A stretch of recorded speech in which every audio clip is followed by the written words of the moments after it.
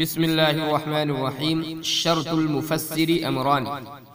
وبالجملة فالذي يشترط على المفسر في هذا الباب لا يزيد على أمرين: الأول معرفة قصص الغزوات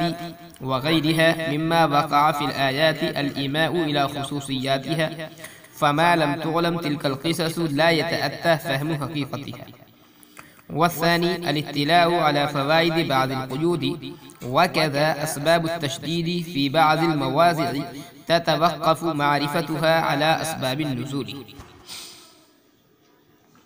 شرط المفسر امران، مفسر کے لیے دو باتیں ضروری ہیں، یا مفسر کی شرط دو باتیں ہیں۔ وبالجملہ حاصل کلام یہ فالذی یشترط علی المفسر فی هذا الباب لا یزید علی امرین، وہ چیز جو مفسر کے لیے شرط ہے اس باب میں وہ دو امروں سے زائد نہیں ہے، دو باتوں کے جاننے سے زائد نہیں۔ الاول، پہلی بات، معرفت قصص الغزوات وغیرہا،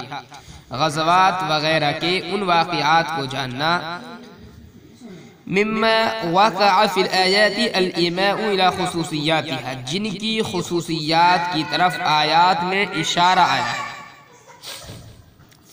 فما لم تعلم تلک القصص، پس جب تک وہ قصے معلوم نہ ہوں، لا یتأتی فہم حقیقتها، ان کی حقیقت کا سمجھنا آسان نہیں ہو سکتا، حاصل نہیں ہو سکتا۔ والثانی، اور دوسرے، الاطلاع علی فوائد بعض القیود، بعض قیود کے فوائد سے واقف ہونا۔ وکذا اسباب التشدید فی بعض المواضع، اور اسی طرح بعض مواقع میں سختی کرنے کی وجوہات سے واقف ہونا۔ تتوقف معرفتها على اسباب النزول، جن کی واقفیت موقوف ہے اسباب نزول کے جاننے پر۔ مصنف رحمۃ اللہ علیہ بحث کے خلاصے کے طور پر یہاں پر ایک بات ذکر فرما رہے ہیں، وہ یہ ہے، فرماتے ہیں کہ محدثین نے اپنی تفاسیر میں صحابہ کرام رضی اللہ عنہم اجمعین یا تابعین کرام کے حوالے سے جتنی باتیں ذکر کی ہیں،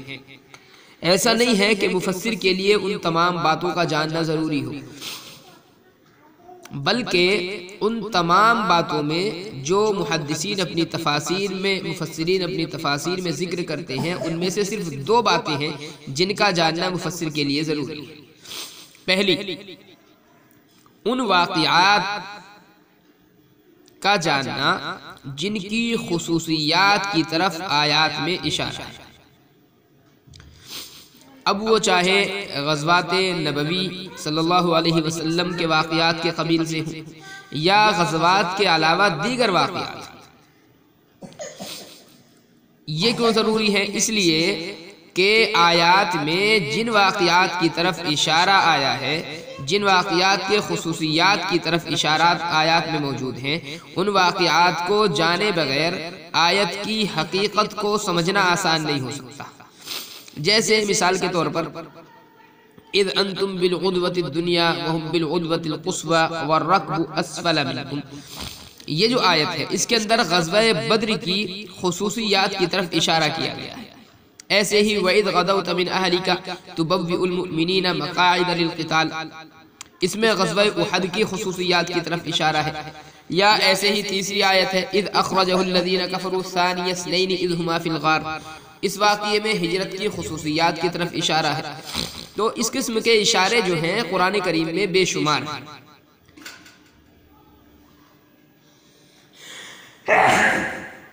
اب ظاہر ہے کہ مفسر اگر ان واقعات کو ہی نہیں جانتا ہوگا تو پھر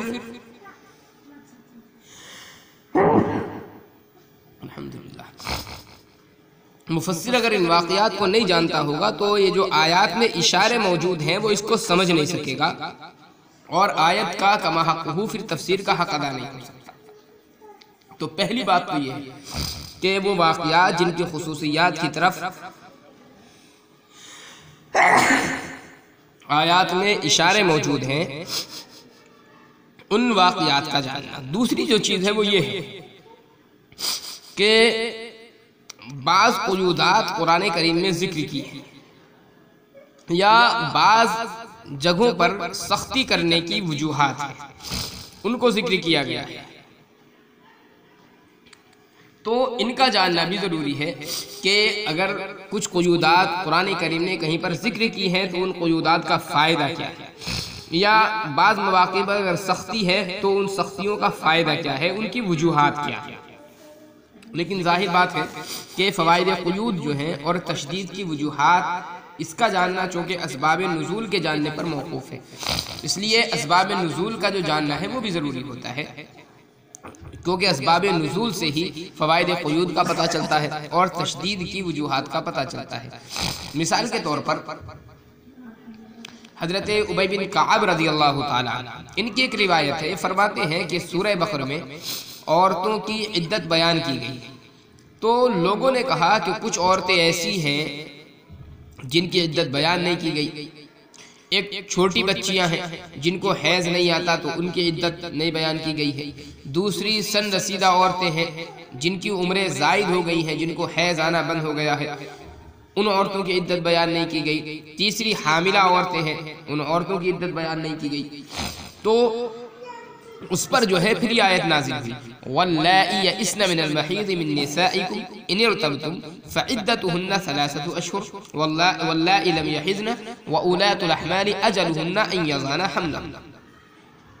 کہ تمہاری وہ بیویاں جو حیض سے نا امید ہو گئی ہوں، یعنی جن کو حیض نہ آتا ہو، اگر تم کو ان کے بارے میں شک ہو تو ان کی عدت 3 مہینے ہیں، اور جن لڑکیوں کو بھی حیض نہیں آیا ان کی بھی 3 مہینے ہیں، اور جن کے پیٹ میں بچہ ہے ان کی عدت یہ ہے کہ بچہ وہ جنم۔ تو ظاہر ہے اگر یہ شان نزول جو ہے ہمارے سامنے نہ ہو تو ان ارتبتم جو قرآن میں کہا گیا کہ اگر تم کو شک ہو تو یہ جو قید ہے اس قید کا فائدہ سمجھ میں نہیں آ سکتا، بلکہ کسی کو یہ دھوکہ ہو سکتا ہے کہ اگر سن رسیدہ جو عورت ہے، بوڑھی مثال کے طور پر جس کا حیض بند ہو گیا ہے، اس کے حاملہ ہونے میں شک نہ ہو تو اس پر عدت نہیں ہے، حالانکہ ایسا مفہوم تو اس کا نہیں ہے، تو یہ جو قید ہے ان ارتبتم، اس کا فائدہ تب معلوم ہوگا جبکہ آیت کا شان نزول سامنے موجود ہوگا۔ اور حضرت عبداللہ بن عباس رضی اللہ تعالیٰ عنہ فرماتے ہیں کہ نبی کریم علیہ السلام سے بہت سارے لوگ دل لگی کے طور پر یہ پوچھتے تھے کہ میرا باپ کون ہے، اور جس کی اونٹنی گم ہو جاتی تھی وہ آ کر کے پوچھتا تھا کہ میری اونٹنی کہاں ہے،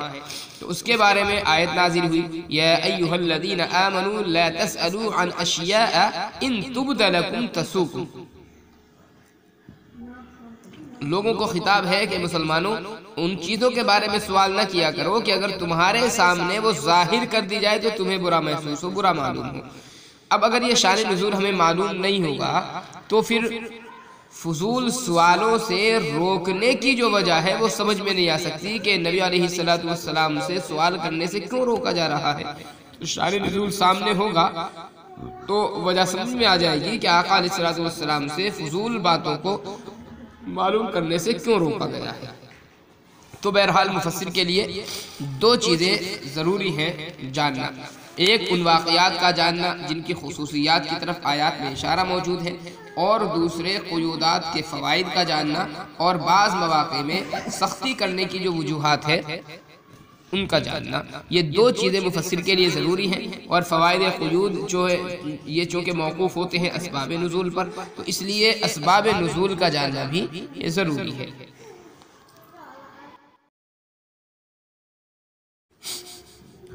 فن التوجیہ وهذا المبحث الأخير في الحقيقة فن من فنون التوجیہ، ومعنى التوجیہ بیان وجه الكلام، وحاصل هذه الكلمة أنه قد تقع في الآية شبهة ظاهرة لاستبعاد الصورة التي هي مدلول الآية أو للتناقض بين الآيتين، أو يصعب فهم مدلول الآية على ذهن المبتدئ، أو لا تستقر في ذهنه فائدة قيد من القيود، فإذا قام المفسر بحل هذه الإشكالات سمي ذلك توجيها۔ فن توجیہ وَهَذَا الْمَبْحَثُ الْأَخِيرُ فِي الْحَقِيقَةِ فَنٌّ مِّن فُنُونِ التَّوْجِیہ، اور یہ آخری بحث در حقیقت فنون توجیہ کے اقسام میں سے ایک قسم ہے یا فنون توجیہ میں سے ایک فن ہے۔ وَمَعنَى التَّوْجِیہ، اور توجیہ کے معنی ہے بیان وجہ الکلام، کلام کے مقصود کو واضح کر دینا۔ وحاصل هذه الکلمہ، اور اس لفظ کا حاصل، اس کلمے کا حاصل یہ ہے قد تقع فی الآیت شبہۃ ظاہرہ، کہ کبھی واقع ہوتا ہے آیت میں کوئی ظاہری شبہ، لاستبعاد الصورة التي هي مدلول الآیت، اس صورت کو بعید سمجھنے کی وجہ سے جو آیت کا مدلول ہے، او للتناقض بین الآیتین، یا دو آیتوں کے درمیان تناقض ہونے کی وجہ سے، بظاہر تعارض ہونے کی وجہ سے، او یصعب فہم مدلول الآیت علی ذہن المبتدی، یا مبتدی کے لیے آیت کا مطلب سمجھنا دشوار ہوتا ہے، یا دشوار ہوتا ہے آیت کے مدلول کا سمجھنا مبتدی کے ذہن پر، او لا تستقر فی ذہنہ فائدۃ قید من القیود، یا مبتدی کے ذہن میں قیود میں سے کسی قید کا فائدہ نہیں جمتا۔ فَإِذَا قَامَ الْمُفَسِّرُ بِحَلِّ هَذِهِ الْإِشْكَالَاتِ، پس جب مفسر ان اشکالات کو حل کرتے ہے، سُمِّيَ ذَلِكَ تَوْجِیہًا، تو اس کو توجیہ کہا جاتا ہے۔ شاہ صاحب رحمۃ اللہ علیہ فرماتے ہیں کہ یہ جو آخری بحث ہے، شرط المفسری امران، جو چیزیں مصنف رحمۃ اللہ علیہ نے، شاہ صاحب رحمۃ اللہ علیہ نے جو بیان کی ہے کہ مفسر کے لیے دو باتوں کا جاننا ضروری ہے، فرماتے ہیں کہ یہ بحث جو ہے در حقیقت توجیہ کے اقسام میں سے ہے، توجیہ کی ہی ایک قسم ہے یہ۔ شاہ صاحب رحمۃ اللہ علیہ اس کے بعد توجیہ کے معنی بیان کرتے ہیں، اور اس کی کچھ مثالیں آگے چل کر کے شاہ صاحب رحمۃ اللہ علیہ نے پیش کی، یعنی 5 مثالیں شاہ صاحب نے پیش کی ہیں۔ پھر توجیہ کے معنی بیان کیے کہ وجہ یوجہ توجیہاً باب تفعیل سے آتا ہے، اس کے لغوی معنی تو ہے کسی متعینہ رخ پر ڈال دینا۔ اصطلاح میں فن توجیہ کس کو کہا جاتا ہے؟ اصطلاح میں کہتے ہیں کلام کے مقصود کو اس طرح واضح کر دینا اور بات کو اس طرح سے پیش کرنا کہ اس سے تمام اشکالات دور ہو جائیں اور وہ بات ایک متعینہ رخ پر آ جائے، خوب واضح ہو جائے، تو اس کو توجیہ کہتے ہیں۔ کلام کے مقصود کو اس طرح واضح کر دینا کہ تمام ممکنہ اشکالات دور ہو جائیں اور بات ایک متعینہ رخ پر آ جائے، اس کو کہتے ہیں فن توجیہ۔ اس کی کچھ مزید وضاحت شاہ صاحب رحمۃ اللہ علیہ نے کی ہے، اس کی کچھ تفصیل تھوڑی سی بیان کی ہے کہ کبھی آیت پر بظاہر کوئی اشکال ہو رہا ہے، اور اس کی وجہ یہ ہے کہ آیت کا بظاہر جو مطلب ہے وہ بعید معلوم ہوتا ہے، یا کبھی ایسا ہوتا ہے کہ دو آیتوں میں بظاہر تعارض ہوتا ہے، یا ایسا ہوتا ہے کہ ابتدائی جو طالب علم ہے، مبتدی طالب علم کو آیت کا مطلب سمجھنے میں دشواری پیش آ رہی ہے، یا کسی قید کا فائدہ اس کے ذہن میں نہیں آتا۔ اب ایسی صورت میں مفسر کے لیے ضروری ہوتا ہے کہ وہ ان تمام الجھنوں کو دور کرے۔ بظاہر کوئی اشکال ہے آیت پر، اس کو دور کرے، بظاہر آیتوں میں تعارض ہے، اس تعارض کو دور کرے، یا آیت کو سمجھنے میں دشواری پیش آ رہی ہے، اس دشواری کو دور کرے، یا کسی قید کا فائدہ سمجھ میں نہیں آ رہا ہے، ذہن میں نہیں بیٹھ رہا ہے، تو اس فائدے کو وہ سمجھائے اور ان تمام الجھنوں کو وہ دور کرے، تو اسی کا نام ہے توجیہ۔ اسی کی پھر شاہ صاحب رحمۃ اللہ علیہ نے کچھ آگے جو ہے مثالیں پیش کی۔